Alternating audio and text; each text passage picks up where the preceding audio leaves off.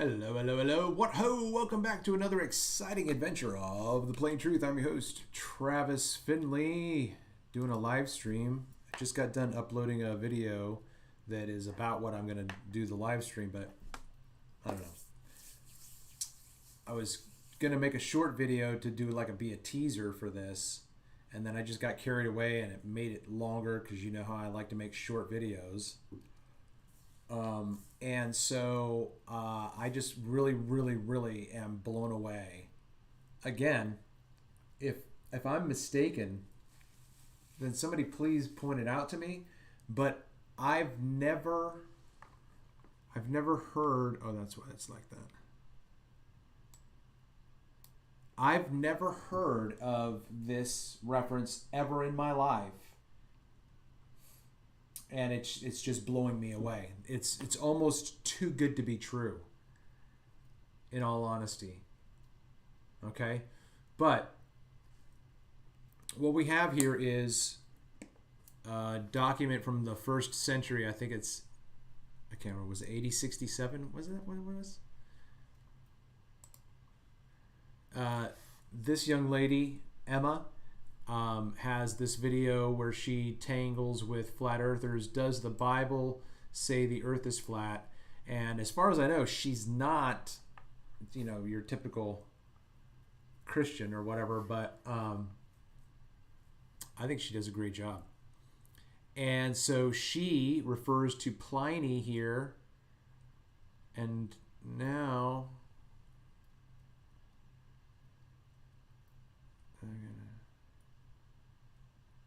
Washington, Irving, and I haven't gotten this far. Globe is also false. If you're interested, you might believe the Earth is. So, moving on of it's a metaphor. Sorry. Even if you have a literalist approach to the Bible, you would. I wanted to find where she said.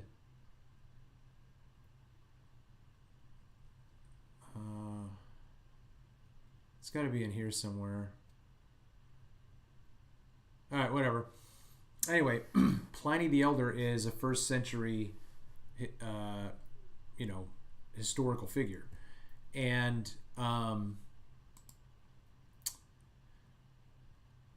she refers to his book, Natural History, in her video. So I looked it up, and I'm absolutely blown away by what we're going to see here. So this is chapter 64 of The Form of the Earth.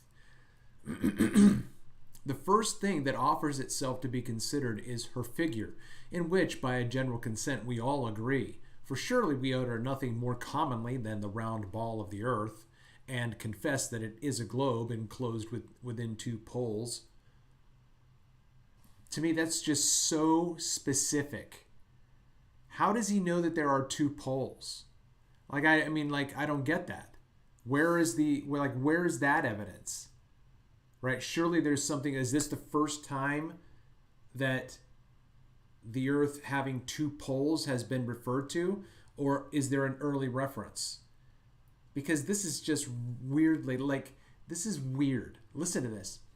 For surely we utter nothing more commonly than the round ball of the earth. That makes it sound like they talk about it all the time. And confess that it is a globe enclosed within two poles. Again, how does he know that?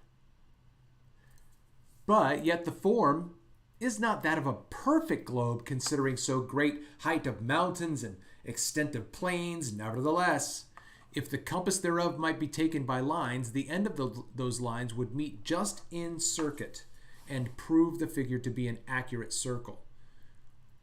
And this, the very consideration of natural reason, and this, that is, that the circle of the earth would be evident. The very consideration of natural reason does convince, although there were not those causes which this sentence does not make any sense to me. And this, the very consideration of, Natural reason does convince. It's natural, it's reasonable for you to believe that the earth is a globe. This is propaganda. This is pure bullshit propaganda because it is not evident to natural reason that the earth is a globe. It's just absolutely freaking not. This is I'm just gonna take a kick to both shins with pointy boots for this one because Emma or whatever your name is, Monica, get out of here. Disable until next visit. Yes, thank you. Oh, okay, good. Yeah, thanks. Appreciate it. Okay, I get a little bit of this now. See, this is such complicated writing. Okay, let me do this again. Nevertheless, if the compass thereof might be taken by lines, and the end of those lines would meet just in circuit, and prove the figure to be an accurate circle. And this, the fact that the end of those lines would meet in circuit and prove the figure to be an accurate circle. This, the very consideration of, natural reason does convince. Although there were not those causes which we alleged about the heaven. Again, I don't know what that last phrase means. It probably is referring to an earlier writing when he was talking about the nature of heaven or the form of heaven or whatever. But I'm interested to expound on the fact that all he's talking about, because the only thing that you and I we would have to create a sphere in order to demonstrate something. So what he's describing to me is just simply using a compass. And you've got a fixed point, and then you encircle that point with a line. Right? And that's two-dimensional. So he's still just talking about an expanse from which you can find a point and then draw a circle around it. So to me, that's a bit ambiguous. But the fact that he says the very consideration of this, that the earth is encircled by a line, right? The very consideration of that, natural reason, a test, just common sense. That's just pure BS, man. This is pure propaganda. Oh my gosh. Okay. For in the heaven, the hollow convexity declines upon itself, and on every side rests upon the center thereof, which is that of the earth. Now that's a lot. Let me do that again. For in the heaven, the hollow convexity declines upon itself, and on every side resteth upon. Doggone it, I'm slurring back into the King James. And on every side rests upon the center thereof. I don't know what that means. And then it says, which is that of the earth. So the earth is the center of the heavens. See, this is a confusing sentence for me.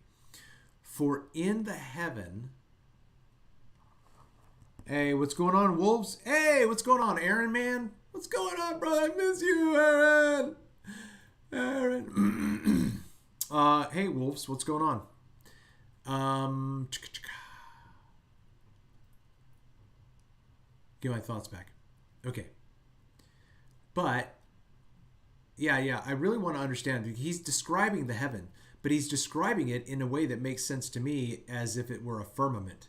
Because he's talking about the hollow convexity. So heaven's got a hollow, convexity is the concave, convex. Convexity, right? So heaven has convexity, and it declines upon itself, right? And rests upon the center thereof. I don't get that. I don't get that part. The center thereof what? The center of what? Which is that of the earth. That just doesn't make any sense in terms of what he's talking about, because that sentence very much to me sounds like he's describing a domed enclosure. Okay. But this being solid and compact, right? So again, solid and that's the earth. But the earth, being solid and compact, rises as if it swelled and is stretched without. The heaven inclines toward the center, but the earth goes from the center. I don't know what this means. whilst the world with continual volubility, what does volubility mean? Volubility. Does that have to do with volume?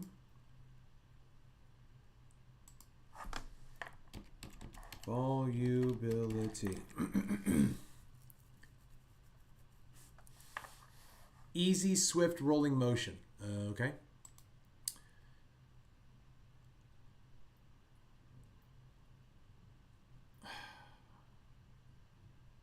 Okay, that's a reference to the ocean. Okay. Whilst the world with continual volubility and turning about it, so volubility and turning, right? That's the stuff that's going on outside. So to me, that's what that's referring to. He's referring to, I don't know, man, because this is what he concludes, and it just doesn't make any sense.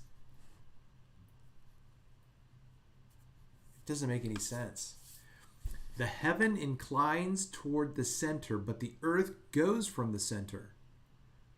While the world, with continual ebbing and flowing about, drives the huge globe thereof into the form of a round ball. He's describing something in the physical world where you have this compression of something into a globe. This is just so enigmatic. I just don't get it.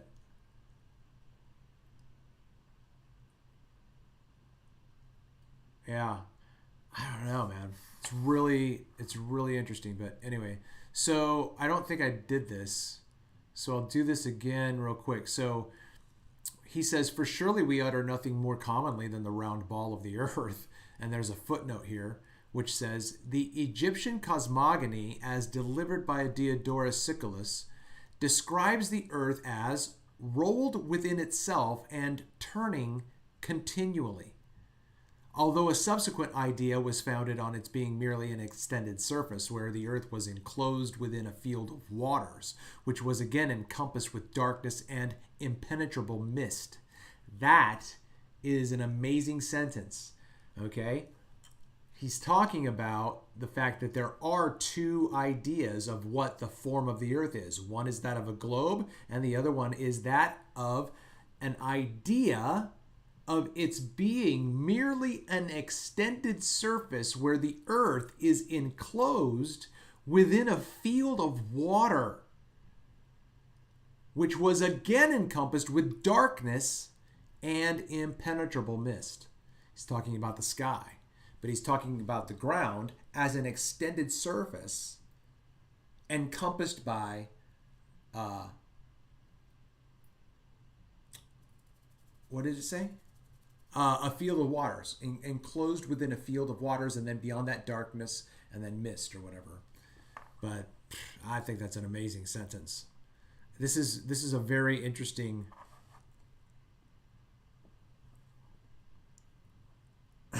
Okay. I think this is an amazing find. I just nothing like this has ever been brought to my attention, and I've tried to watch a lot of content. So anyway, going on with the rest of this footnote. But after what Pliny has said in this above right here, that it's just common discourse to talk about the globe of the earth, which is ridiculous.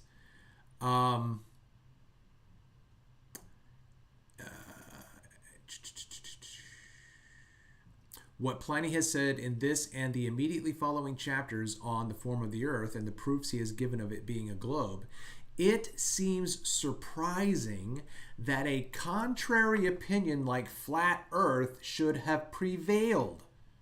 So he's acknowledging that it existed, right? And that it prevailed, that it kept going. And listen to what he says, why he says that. Even to comparatively modern times. Like, how did this contrary view continue to exist? Like, it should have just died out because we all knew and everybody talked about it being a globe. Okay? So why would this idea persist, especially among men accustomed to regard everything given to them by the ancients as unquestionably true. So he's describing the mentality of either academics, or I would imagine the hoi polloi. It's not the hoi polloi, is it? Because I'm trying to think. The plebeians are the common people. I can't think of the opposite word for the elite, other than to say the elite. The common man wasn't involved in these kinds of. I'm sure there's no way I could know. Okay, I'm committing a gross sin by making a declaration for which I have no basis. I just can imagine that everyone in the world would have had access to all of these discussions. Unless, of course, our telepathy was so much greater and grander back then that we could actually just be God, right? And hear everything everywhere all at once and understand everything everywhere all at once. Can you imagine that? Okay, but listen to this. I'm going to read this sentence again without commentary. Okay, I'm going to read it again without commentary because this paragraph, I think, is amazing. The Egyptian cosmogony, as delivered by Diodorus Siculus, describes the earth as rolled within itself and turned continually, although a subsequent idea was founded on its being merely an extended surface, where the earth was enclosed within a field of waters, which was again encompassed with darkness and impenetrable mist. But after what Pliny has said in this, and the immediately following chapters on the form of the earth and the proofs he has given of its being a globe, it seems, look, that I said I wasn't going to make a comment. That's what he's saying. He's saying Pliny has been around. You people know Pliny. He's been around forever. He said this way back in the 1st century. And you guys still think the earth is flat? Don't you read Pliny? That's what he's saying. It seems surprising that a contrary opinion should have prevailed, even to comparatively modern times. So I don't know when this edition was let loose, but he's calling modern times like this. He's like, this is thousands of years, and we still have people who think the earth is flat, right? Especially among men accustomed to regard everything delivered by the ancients as unquestionably true. This perversity can only be accounted for by having made a religious dogma of the contrary idea on the authority of some ill-understood passages of Scripture. I don't know that I understand what that sentence means. He's calling the fact that people still exist who think the earth is flat, even though Pliny said contrary and had proofs contrary-wise for thousands of years. Like, you guys should have known this. That perversity can only be accounted for by having made a religious dogma of the contrary idea. See, this is confusing to me. Like, is it talking about... I don't know what this... This perversity can only be accounted for by having made a religious dogma of the contrary idea, which would mean that they made a religious dogma of the globe on the authority of some ill-understood passages of Scripture. So is he then saying that because some people misunderstood certain passages of Scripture, they made the idea of a globe religious dogma? Here's the... Is there anybody else watching besides, and if Shark is it Shark? Wolves. I haven't seen you in a while, if I remember you at all. Here's the link, I think. No, that's not the link. Let me give you the link for this reference, because I really would like help on understanding this paragraph. I could be incorrect. All right, there is the article. So anyway, if you're listening right now, say hi so I can see who's listening, because I think that this is very important. Very, very important. Okay, next page. Oh, next page. Chapter 65 of the antipodes.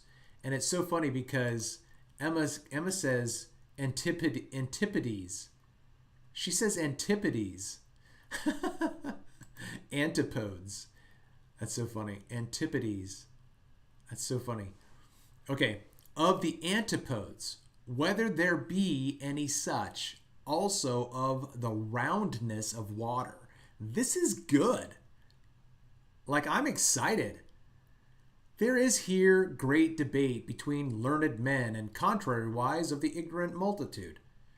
For they hold that men are overspread on all parts of the earth and stand one against another foot to foot. Also that the summit of the heavens is alike unto all.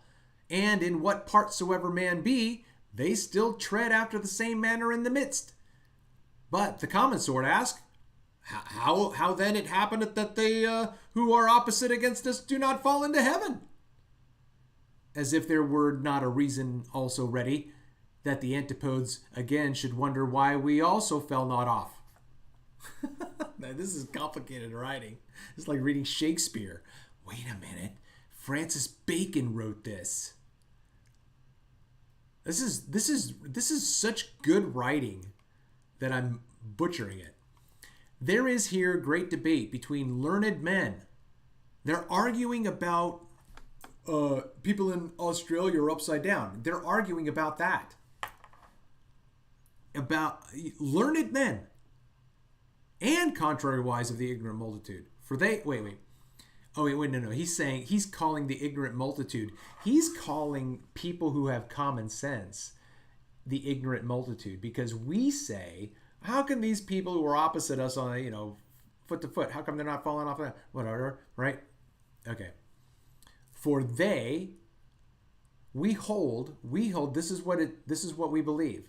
Men are overspread on all parts of the earth. Yep. Oh, no. They hold, this is describing the globe earth, sorry. They hold that men are spread over all parts of the earth and that they stand against each other foot to foot. Okay? Yeah. Wait a minute. Okay. I need a drink of soda water.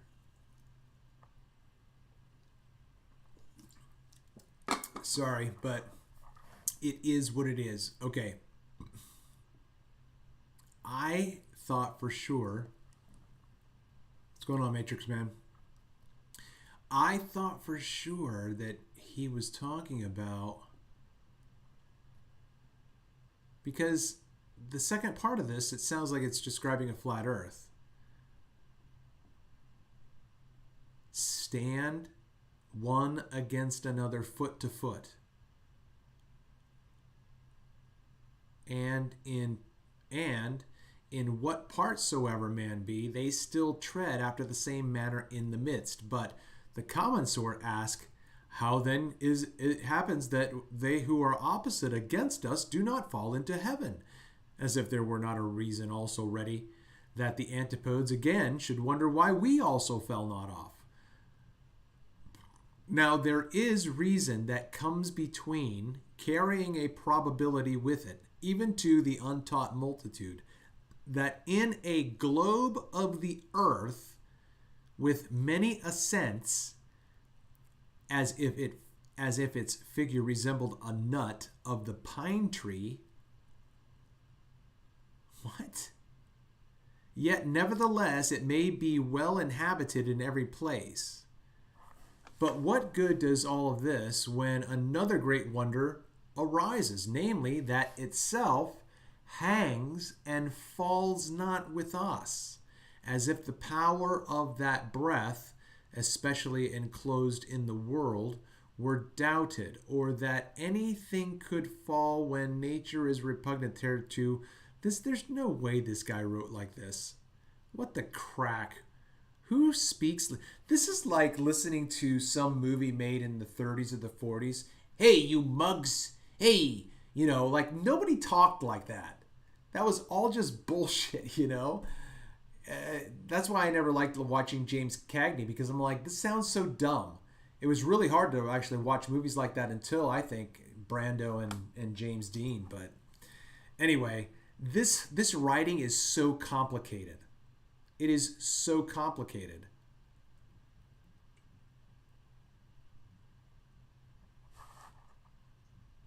Yeah, pineal gland, but he's talking about the shape of the Earth with its sphericity. There is reason that comes between carrying a probability with it, even to the untaught multitude. This is like a backhanded, this is not even a compliment. This is like a bitch slap. Now, there is reason that comes between carrying a probability with it, even to the untaught multitude. Like, you guys, did you guys ever go past 6th grade? You know, the untaught multitude. Carrying a probability that in a globe of the earth with many ascents, I don't know what that means. What does many ascents mean?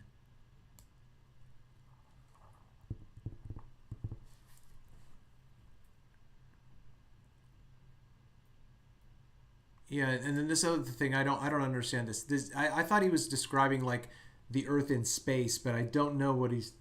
But what good does all of this when another great wonder arises, namely that itself hangs and falls not with us? I don't know what that means. Is that talking about the sky? Oh, no, falls with us. Wait. We're talking about antipodes. We're talking about antipodes. Okay, let me get back.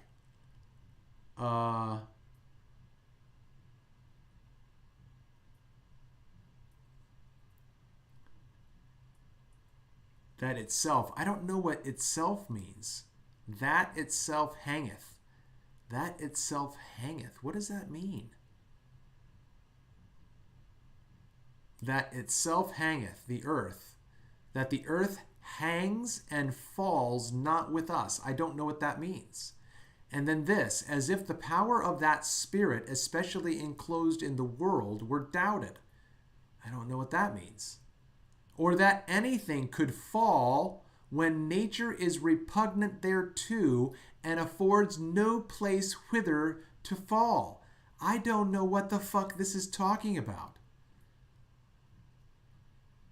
For as there is no seat of fire, but in fire, of water, but in water, of air and spirit, but in air, even so there is no room for earth, but in earth.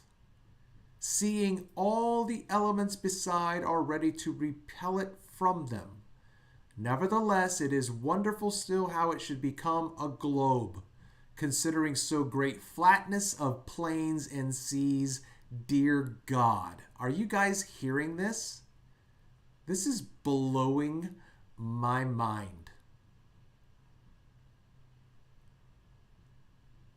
I do not understand what this is talking about, though. When it gets to,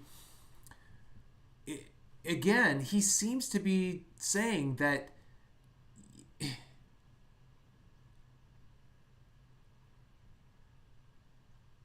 I don't know.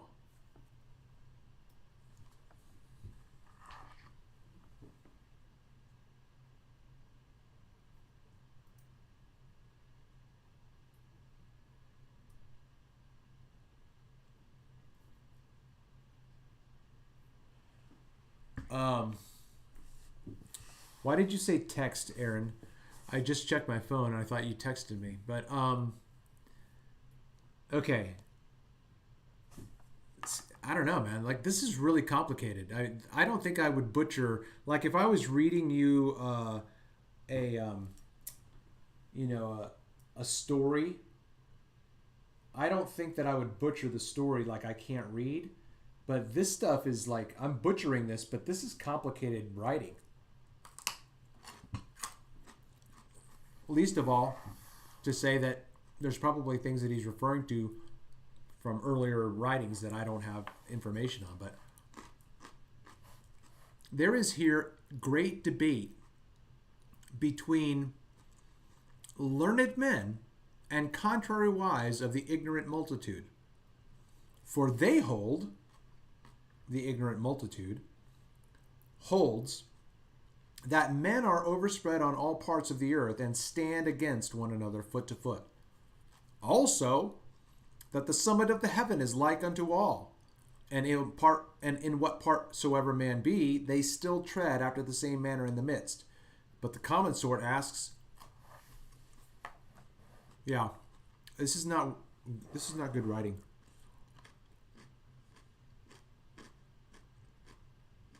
What?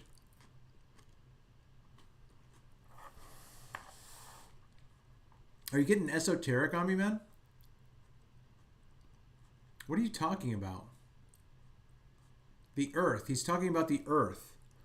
Why would you... you're saying that he's talking about man's life? So you're saying the metaphor for earth is life? I'm sorry, the metaphor for life is earth? Is that what you're saying? That's kind of... I would really like to know where you got that information.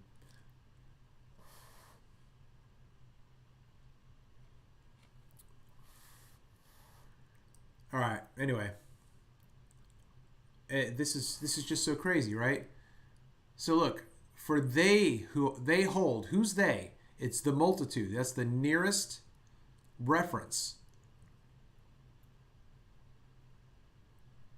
For the ignorant multitude holds that men are overspread on all parts of the earth and stand.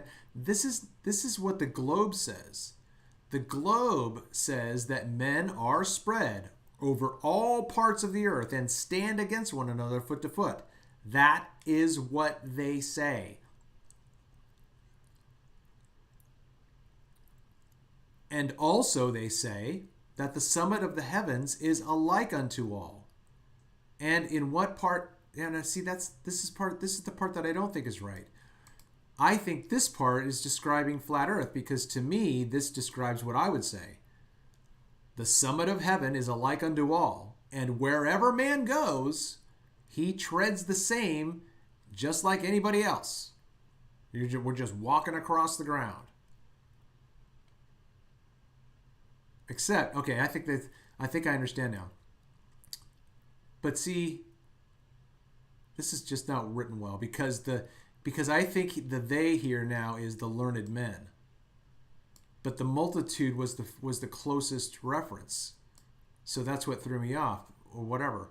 So now, if we go back to, then this makes sense, because the learned men say that men are spread all over parts of the earth, standing against one another, foot to foot.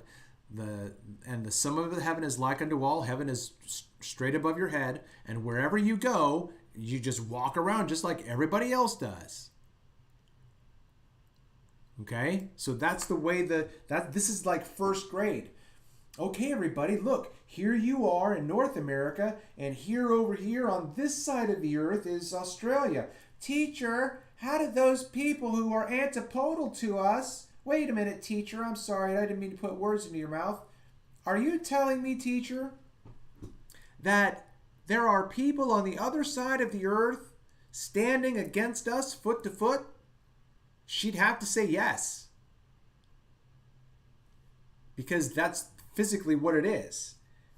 If I'm standing here and you're standing here, and both of our heads are 90 degrees, our feet are standing against one another.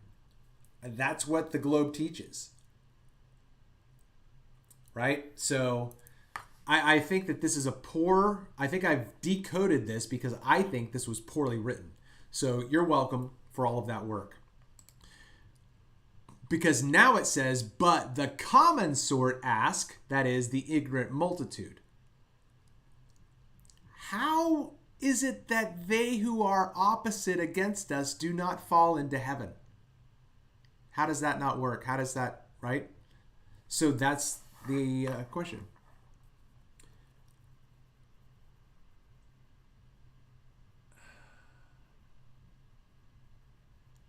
I don't know what you're on about, Aaron. You are tweaking my brain right now, man. What are you talking about? Are you listening? Are you still listening to Marty Leeds?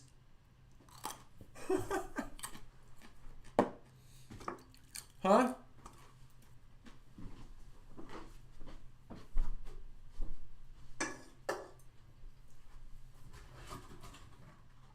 I'm getting another soda water. Soda water.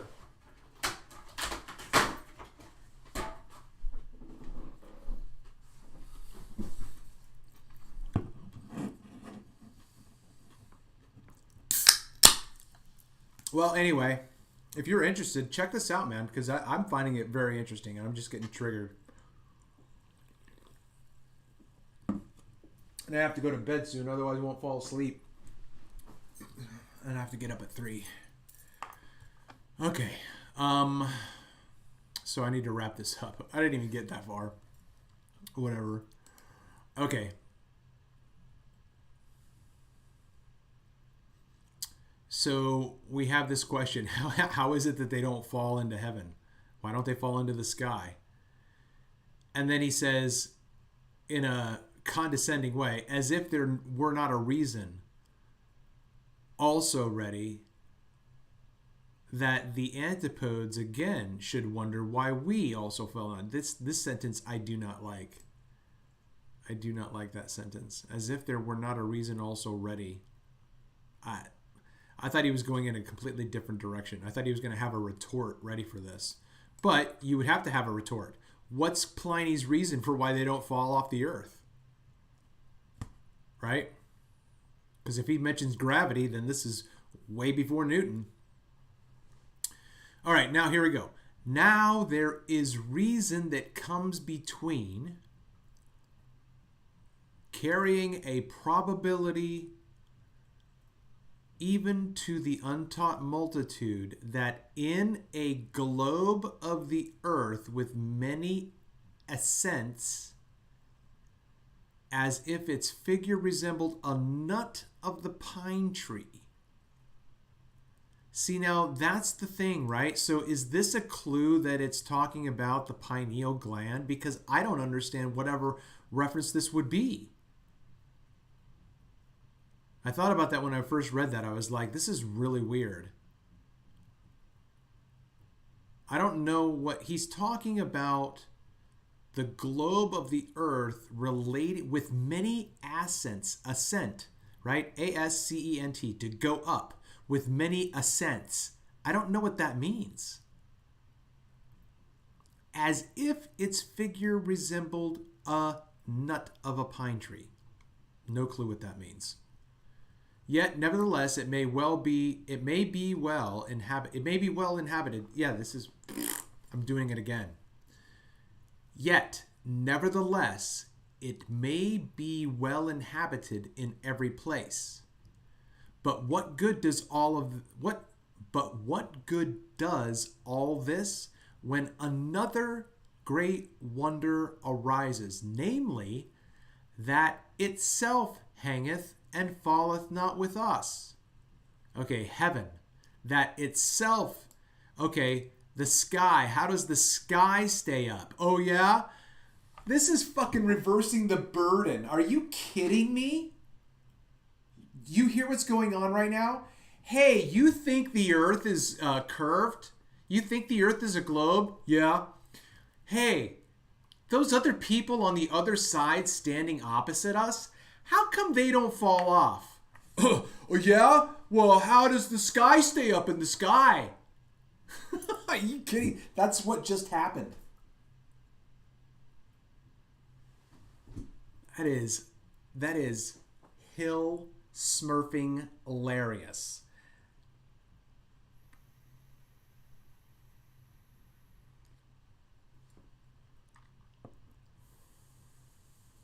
I got it. That was good. I got it. As if the power of that spirit, and it's got a footnote, so let's go down. What we now know to arise from the power of gravity. Okay, this is a commentary. This is not original. This is the editor putting in this footnote. Okay, so now we know it's called gravity. But here, he's referring to the power of that spirit. Now, I don't know what language Pliny originally wrote in. I'm guessing Greek because it's the 1st century. I mean, it could be Latin. I don't know. But if it's the word spirit in Greek, it's the word pneuma. And, you know, the spirit part is interesting. I think that this spirit is a reference to the ether, but I'm not sure. But my point is that the word pneuma is translated in English in three primary ways: breath, wind, which is what the breath is, but the earth makes the wind. Breath, wind, and spirit. But I don't know where they get the idea of spirit from, because breath is in me, the wind is out there, and the spirit, I'm just not sure. But if it's talking simply about the ether, which our breath is as well, then it's talking about the pneuma, which is an amazing song by Tool. And I might just play this episode out with a cover of Tool's Pneuma. It's an amazing song. Absolutely love it. Okay, but let's continue real quick, because I'm not tired, and anyway, I do need to go to bed, though. I'm usually in bed by 8. I wonder if this RSO usually makes me sleepy. That's why I took it. I thought I was going to crash. Okay. But what good does all of this when another great wonder arises? Yeah, so my question for you is, if the heavens hang and fall not with us, or how is it that the heavens hang and don't fall with us? As if the power of that spirit, especially enclosed in the world, were doubted. See, that's the part. That's another crazy clause. As if the power of that spirit, especially enclosed in the world, were doubted.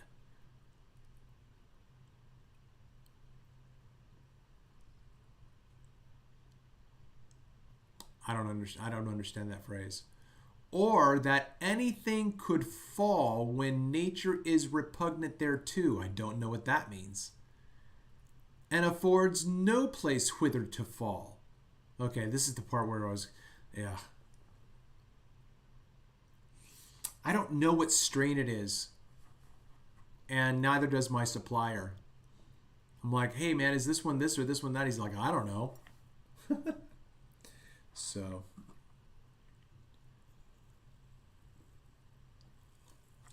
No, but seriously, I took that dab of RSO earlier because I wanted to crash, and I'm a little bit wired right now, a little bit frustrated, but we'll see. Okay, so this is just crazy thick. I don't understand. What good does all of this when another great wonder arises, namely that anything could fall when nature is repugnant thereto and affords no place whither to fall? What? How is nature repugnant to things falling?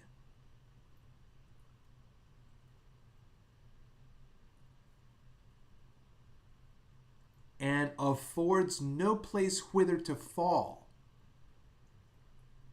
I don't know what this is referring to. The only thing that's coming to my mind right now is he's addressing something that he hasn't specified, but he's talking about how do things fall. No, because he's not talking about rotation. I don't know. Yeah, maybe. No, how do things fall? I don't know. I'm not sure. Okay? Now, he comes now as if he's going to make things clearer by his explanation when he says, for as there is no seat of fire but in fire,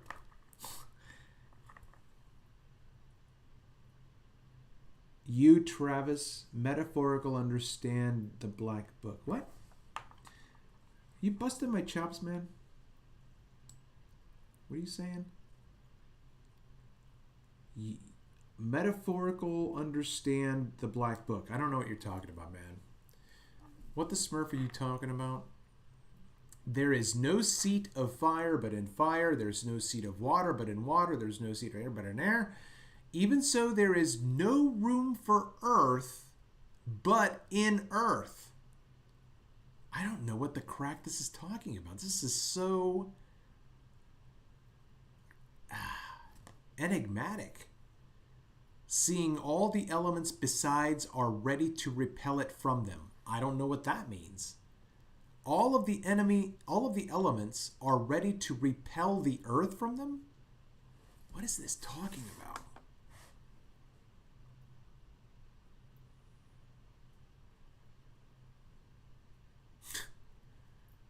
Then he goes, nevertheless, it is wonderful still how it should become a globe, considering so great flatness of plains and seas. It seems incredible that we can think that the earth is a globe because everything looks so flat. This is so bizarre. This is so weird that I don't understand this entire paragraph.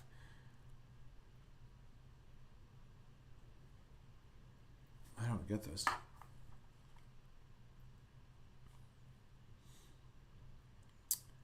How then does it happen that they who are opposite against us do not fall into heaven? As if there were not a reason also ready, as if that the antipodes again should wonder why we also not fell off. This sentence is so bizarre because he's referring to the fact that your question would have to be asked by the other guys too. Like they would say the same thing, right? Like, why aren't you falling off?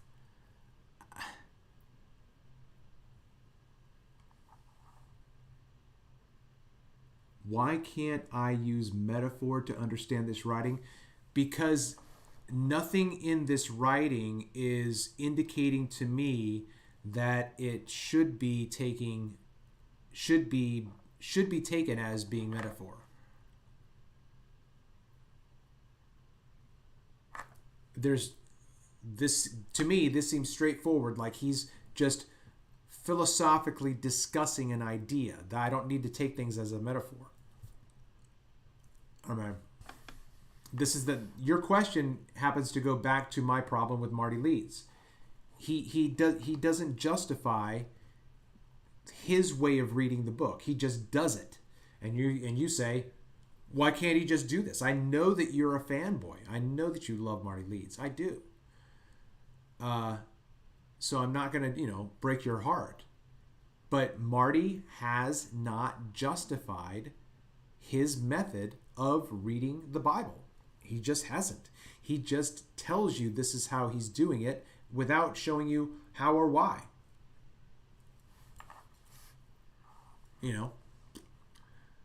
I don't see any reason to read the Bible the way Marty does. I see no reason to read it that way.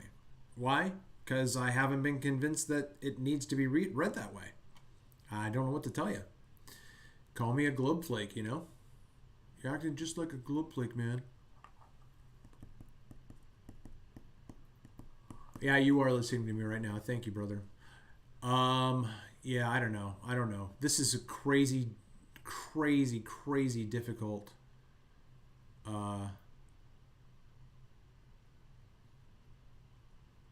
power of the Spirit we know now as gravity. The power of the Spirit.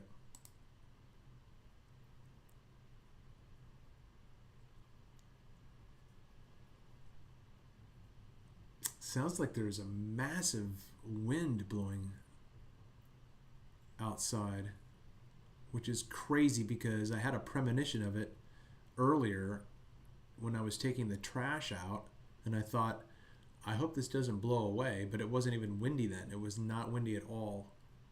And now it sounds like there's a massive storm outside. Okay.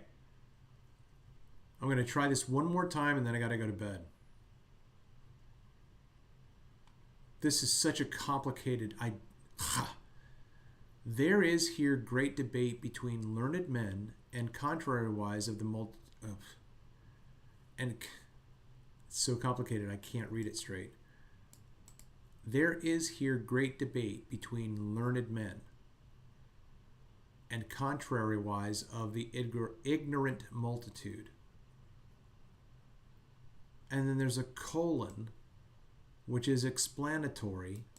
This is just not right. It's just not right. It's not written correctly. For they hold that men are overspread on all parts of the earth, and stand against one another foot to foot. But the common sort, the ignorant multitude, ask, how does that happen? Why don't they fall into the sky?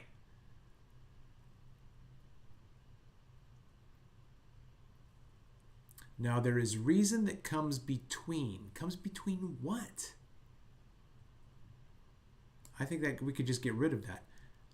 Now there is reason that comes, carrying a probability with it, even to the ignorant multitude, that in a globe of the earth with many ascents, as if its figure resembled the nut of a pine tree, yet, nevertheless, it may be well inhabited in every place.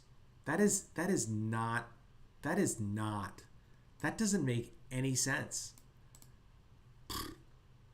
Zero. But what good does all of this when another great question comes up? Namely, that heaven itself hangs and does not fall, as if the power of that spirit, especially enclosed in the world, were doubted. Oh, as if the power of that spirit, especially enclosed in the world, were doubted. Okay. So he is referring to some power. So, my God, man, this is exactly what I think I would have been the first person to suggest this. I'd never heard anybody suggest it. It's like, if these people back in these early centuries thought that the earth was a globe, I think, Aaron, you and I think maybe had this discussion one of the last couple times we talked. My point was this. You're telling me that you think the ancients believed that the earth was a globe. Then how could they do that when they would have to understand that there are people on the other side of the earth at a different degree than us? Why don't they fall off? Like, that would have been common sense in any discussion. That should have ended the argument because they didn't have an answer. But here it is. They just said that the power of the Spirit is just what makes everything. And then the footnote is, what we now know is the power of gravity. Pliny ascribes to the anima mundi, or the vivifying effect of the soul of the world.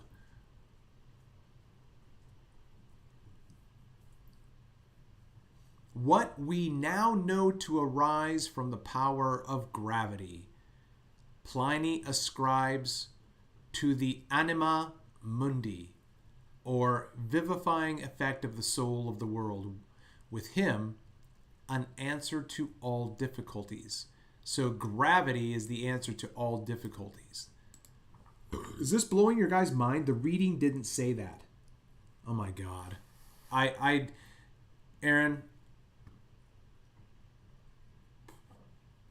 I have no idea why you are arguing with me, because it seems to me that that is what he's saying, and you're saying that's not what he's saying, but I don't understand it in any other way. So I am going to leave it at that. Okay, so here we go. Now talking about this, right? Or that anything could fall. I don't get this. I just don't understand this. Like, the only place that we know where things fall is just right here. It just falls here. Like, nature is not repugnant to things falling. I don't get it. All right. I am going to sign off on this. So, yeah, I gotta keep reading this.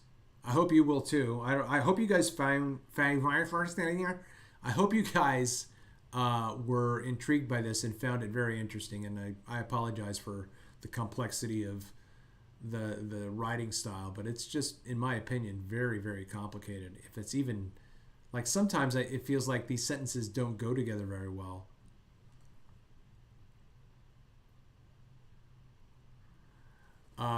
Okay, I agree. Gravitas is a position. All right, everybody. Okay. Yeah. Thank you so much for checking out another exciting adventure of The Plain Truth. I've been your host, Travis Finley. Please make sure you like, leave a comment, and share this content. I want you to share the content primarily because I want all of us reading this document.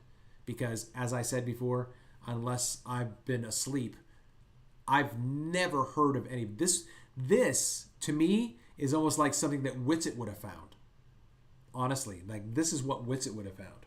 But some cute YouTuber found it and used it in her video about does the Bible say the earth is flat? Check out this channel too. I'll put it in your I'll put it in the comment for this last one. Check out Emma and say hi.